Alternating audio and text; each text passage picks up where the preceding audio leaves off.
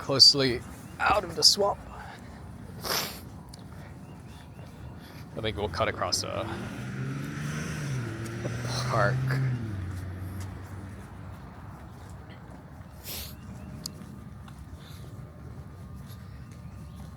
Oh, I was gonna say something smart.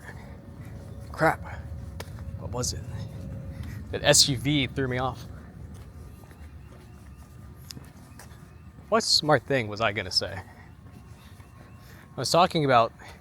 Oh, here it is. And so, Janan Ganesh of the Financial Times, pretentious neoliberal twat that he is.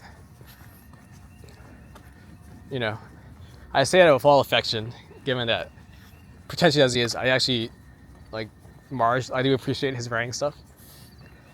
Of course, I don't pay for the FT. I use Internet Archive to get around it. So that's my protest. But he had a nice point where, like, if in COVID, if Trump was pro-masking, then odds are it would have been left coded to not wear masks. And so, like, if things were just marginally different, the COVID experience would have been dramatically different because of who would have advocated for what position. And it's like the vibes of politics. It's like people pick what camp they belong to and then select their beliefs. It's not people have beliefs and then select which camp best reflects that. Which I think is pretty true. But okay, back on the urbanism point, this is such a good thing. Here's like single family housing, and there's like a 6-story office building. Incredible stuff.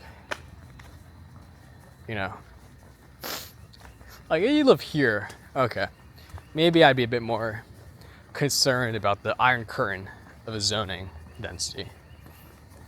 But you live all the way over there, right? Like, it has been a decent walk to get from there to here. You know. But on the Janan Ganesh point, yeah, that's just an astute point he made. I hate saying it because he's such a neoliberal chum who like considers Los Angeles to be an excellent city. I'm like, no, like you've been seduced by Sunset Boulevard, but you, Janan Ganesh, you don't appreciate walkability that people of my clearly superior sensibilities do advocate or appreciate. Alas, he has the Financial Times megaphone, and I don't. It also helps that he literally worked at like a Tory think tank or something. So I do suppose his neo-lib tendencies they're not hidden. Or at least he's not hiding those tendencies. But his points about the vibes of politics, like, that makes sense. But then it's like, well, how do I select which vibes I want to fit into? Like, clearly me and my vague ramblings. Again, I like my politics to be I don't know, I feel okay about it. B, easy, and most importantly, easy contrarianism.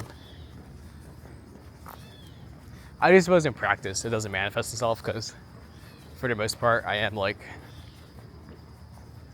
a standard or there's a difference between my actual preferences that are actually feasible versus my platonic ideals or my vibes politics.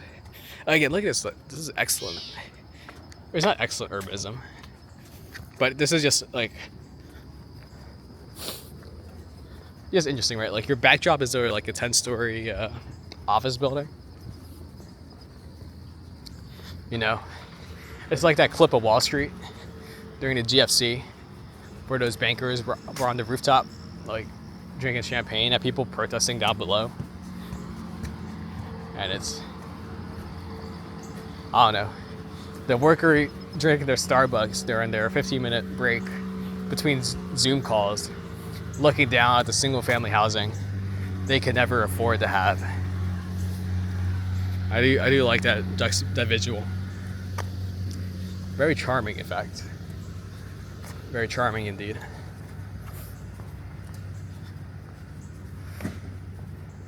Yeah, that's quite charming. That's very unique critique, David. I appreciate it. But literally, this is like an office building that you could look down upon the single family housing and feel good about the value creation.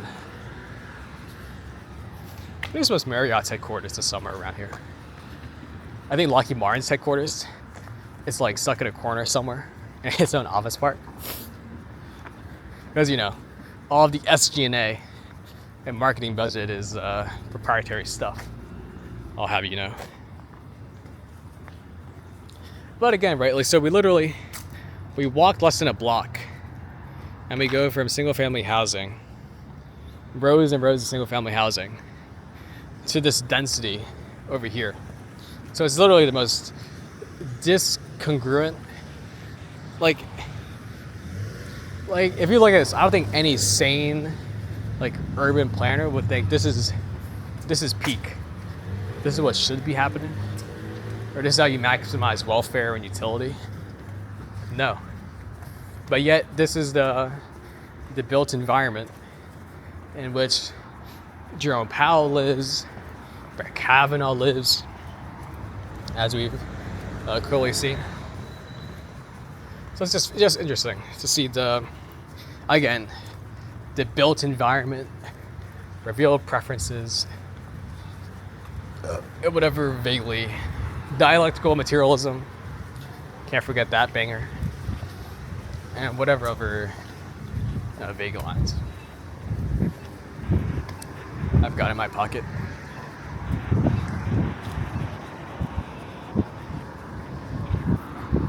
Fortunate, but yeah.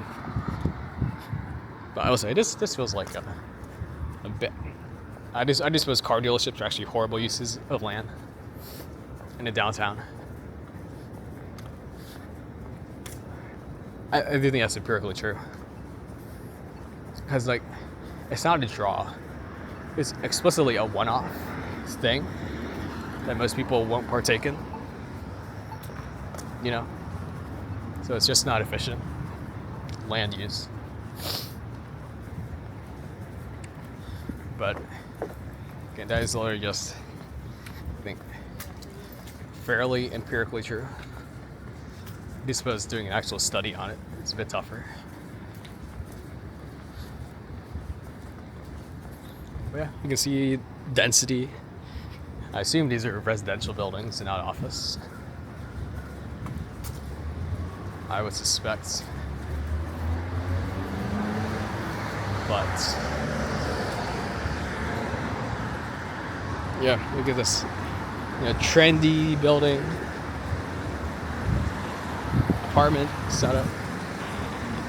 Oh, look at this. You could feel now you feel like you're in one of the top zip codes in the United States, don't you? Now you can feel the grandeur. Austin, Texas wouldn't have something like this, would it? Take that, Austin. You don't have Marriott's and confusing turn signals and pedestrian crossings that aren't necessarily consistent with optimal urban design. Take that, Austin.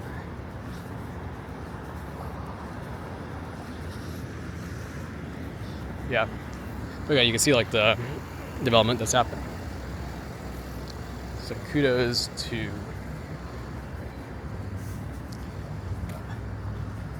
that. So that's been an hour and a half. Here's a nice statue. Always nice to be in places of history. DMV, notorious for deep history. I will say, I do like, as a complete aside, the Watergate Hotel is like extremely hilarious events, the Watergate incident. But it is like, the hotel is always stuck out on its own place, on its own island. It's like cut off in the same way that the Kennedy Center is cut off completely from everything else. So I just find that charming. And you can feel history. You can feel Nixon. You can feel Nixon's anger and disappointment of being voted out or impeached at that place. Which, I don't know.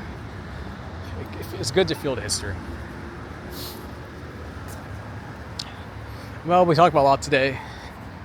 Maybe, we showed journalistic integrity by not fixating on Powell or Kavanaugh's residences. So, done a lot of talking, a lot of steps. Here we go down. Thanks for watching. And have a good one.